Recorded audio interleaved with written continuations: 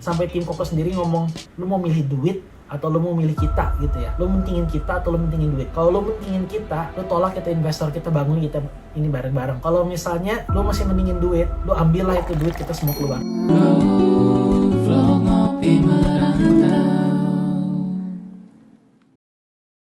Terus setelah itu masalah human resource. Habis Koko kerja, bisnis dan lain-lain, jualan dan lain-lain, Koko tuh dulu pernah bikin toko di Bali namanya Aleria.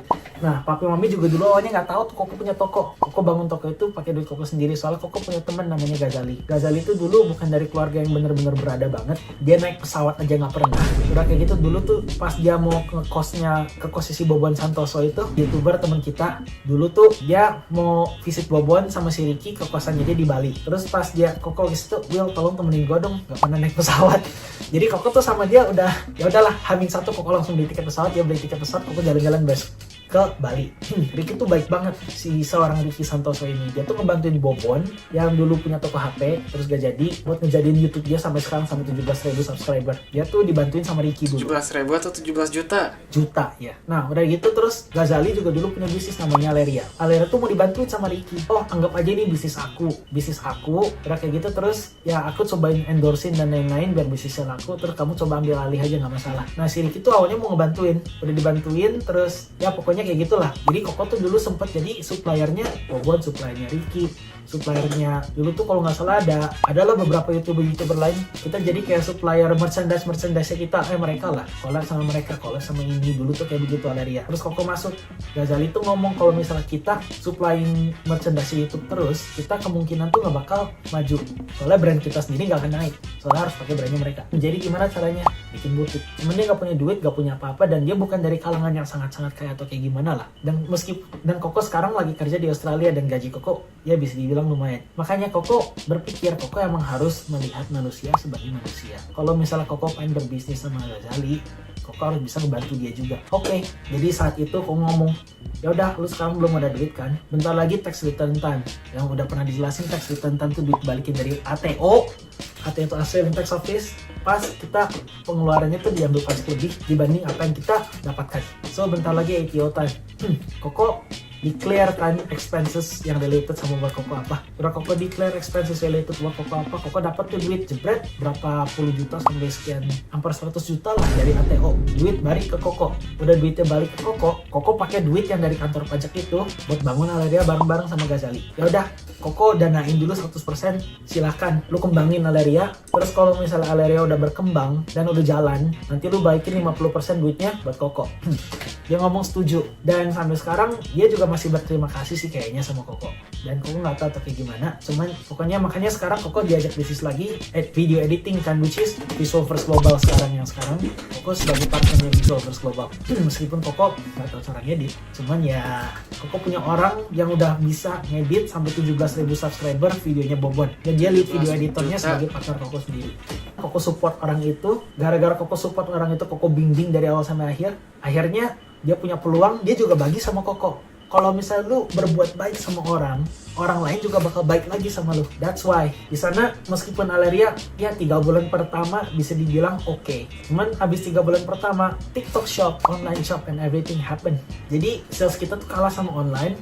Dan kita nyari live host, nyari orang itu tuh susahnya minta ampun. Employee kita 2 awalnya 90% dari KPI gak dikerjain. Ya 90% dari key performance indicator kita yang Koko kasih gak dikerjain. Koko harus ngecat berapa orang itu di Aleria. Udah kayak gitu terus Koko hire temen Koko sendiri juga di Indo. Di Bandung dulu tuh.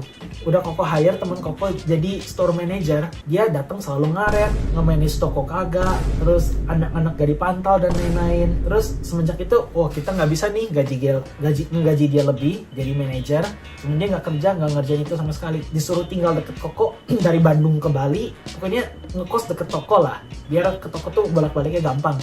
Dia malah ngekos tempat yang jauh dan ada tektokan sama housemate dia. Kita tektok, kita udah nggak bisa nih kerja sama dia. Gimana ya, kita ngomong baik-baik. Dia malam-malam tuh mabok, datang ke toko, baju dia acak-acak, tiduran di baju dan lain-lain, mabok-mabokan, terus kunci keluarin, tidur di malam-malam di toko, baju dia acak-acakin dijadiin ranjang sama kotor semua, terus muntah di baju. Makanya kita kayak, walah gimana ini. Jadi itu salah satu resiko bisnis juga ya. Kayak lu harus bener-bener. Tahu dari mana? Tahu dari CCTV? Dilihat CCTV. sampai istrinya Ghazali aja ngomong sama Koko, aku tuh nggak berani gitu ya ngomong sama Ghazali, soalnya itu temen Ghazali udah dari lama.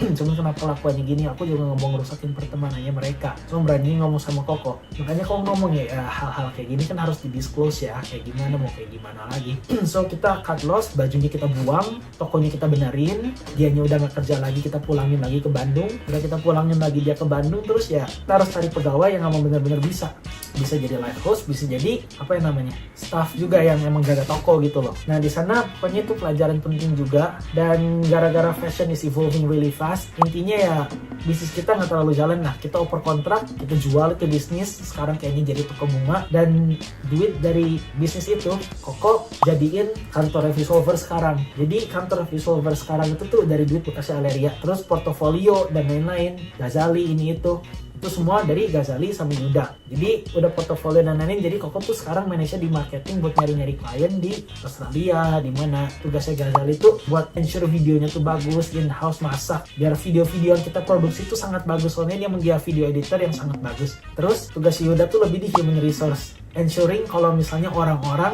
yang kerja sama kita tuh rukun, aman, baik, dan emang kerja sesuai KPI gitu loh. Jelasin Visualverse itu apa dulu? Visualverse itu tuh video editing company. Jadi kita membantu content creator untuk mengupload video consistently dengan membantu mereka editing, dan kita juga bisa memberi schedule dan idea untuk content creator dan bisnis.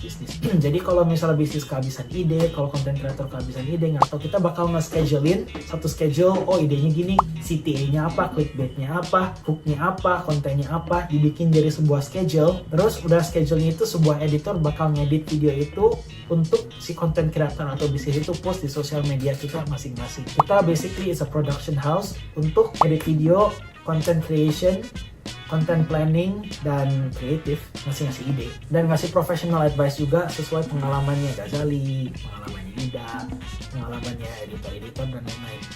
Itu Visualverse Global. Jadi kalau kalian tertarik, ada konten kreator yang males edit video, silahkan nih, logonya ada di watermark kita. Dan bisnis kedua Koko yang Koko jalan itu Koko ngebantuin Mami jualan barang Mami di Australia. Jadi Mami tuh punya luxury brand reselling business, namanya MeliExclusive.com. Ya, MeliExclusive.com bisa dilihat. Jadi jualan tas kayak Gucci, LV, Hermes, dan lain-lain lah.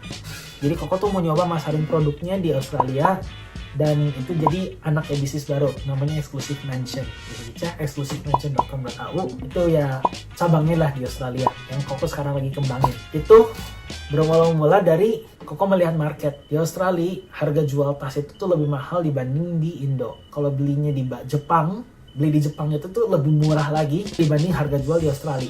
Kalau misal kita bisa beli di Jepang, kita jual di Indo atau jual di Australia, itu kita bisa dapat harga yang kompetitif, di mana harga marketnya kita bisa lebih di bawah dibanding orang-orang yang jual di Australia atau jual di Indonesia. Itu pertama. Terus kedua, barang-barang eksklusif kayak Hermes, Rolex, Patek, AP itu nggak bisa sembarang didapetin.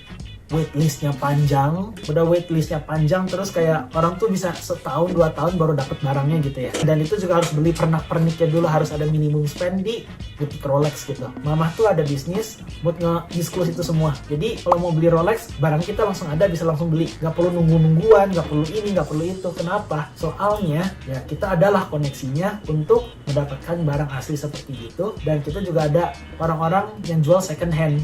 Itulah solusinya. Jadi Hermes, Rolex, Patek, AP kayak gituan bisa didapetin secara langsung di toko aku, di toko mama aku, dan lain-lain. Itulah idenya. So itu bisnis keduaku. Dan bisnis ketiga aku Roof Market yang sekarang masih jalan, cuman sekarang lagi break soalnya Koko lagi fokus kedua itu. Dan sekarang itu bikin konten. So itulah realita bisnis, pahitnya, pedasnya, hilang temen, hilang duit, hilang investasi, tinggalin semua tim, belum masalah hukum, belum masalah pajak. Dulu tuh Koko pernah di boykot sama mantan housemate Koko sampai pengadilan, dan akhirnya Koko free, gak kenapa-napa. Soalnya Koko ngambil diversion. Soalnya, nah itu gak usah dibahas lah. Itu kayaknya gak terlalu related. Pokoknya Koko dulu pernah di boykot gara-gara housemate Koko di eviction lah sama landlord Koko.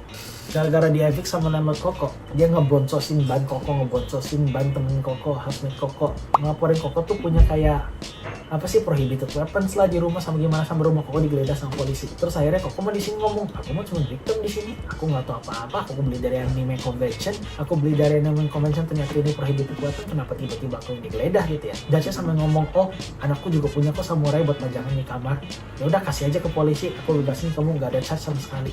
No court case, no charge dan lain-lain. Ya gitulah, Koko pernah kena boykot sekali sampai masuk pengadilan. Kamu pernah punya katana? Kamu pernah punya katana? Hah? Kamu pernah punya katana? Itu nggak terlalu perlu dibahas lah, nggak terlalu related sama bisnis, cuman pokoknya Koko pernah kena boykot lah. Jadi itulah reality bisnis. Sekarang pokoknya Visualverse udah lumayan bisa jalan lah ya.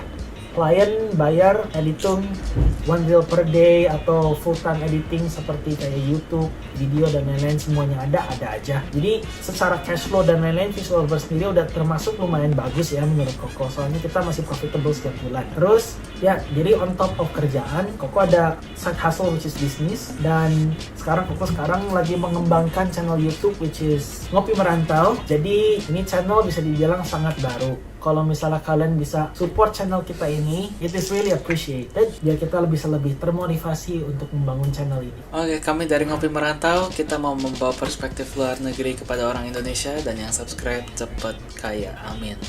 Thank you, bye-bye. Hey, jangan skip dulu video ini. Percaya nggak kalian kalau aku bisa bikin kartu ini melayang ya? Kalau aku bisa, kalian harus janji subscribe ke channel-channel kami dan tonton video kami yang lainnya ya. Ayo kita lihat. Hey, melayang beneran ini. Sesuai janji.